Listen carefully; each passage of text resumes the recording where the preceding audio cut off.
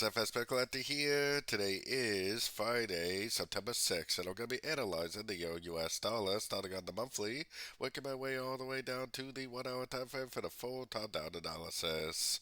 So, on the Euro dollar monthly time frame, I still think this is either going to end up being an expanding flat wave C or a running flat wave C. Expanding flat should take out the previous highs, and running flat would make a lower high. Either way, it still should lead to a lot of upside potential. Going down to the weekly time frame, I still think this right here is the end of a wave 2. That right there is a wave 1. That makes this all subdivisions of a wave 3. So like a 1 of 3, down 3 waves down, 2 of wave 3, and I still think there's a pretty good likelihood that this is a wave 3, and that it should continue to make those higher highs, higher lows, at least on these higher time frames.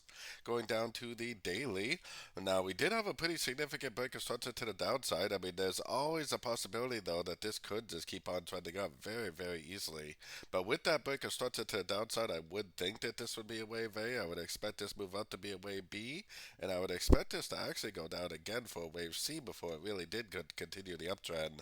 Oftentimes, what you think is a wave B is not a wave B, and it's actually the continuation of the uptrend. So definitely keep that in mind. Going down to the 4 hour time frame.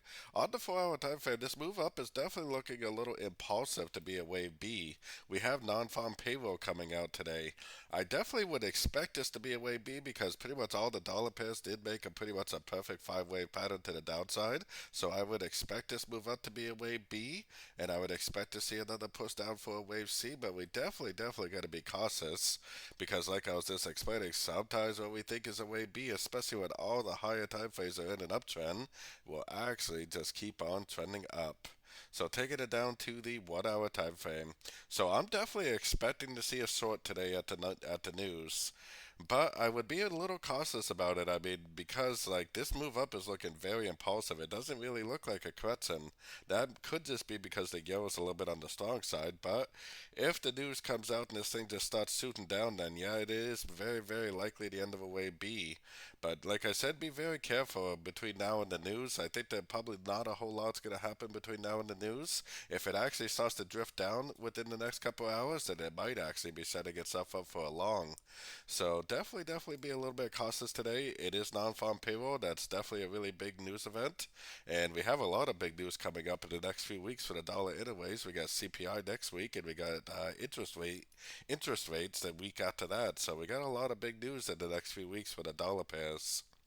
So, anyways, don't forget to join my free Discord channel, which is linked down here in the corner. And as always, thank you and happy trading.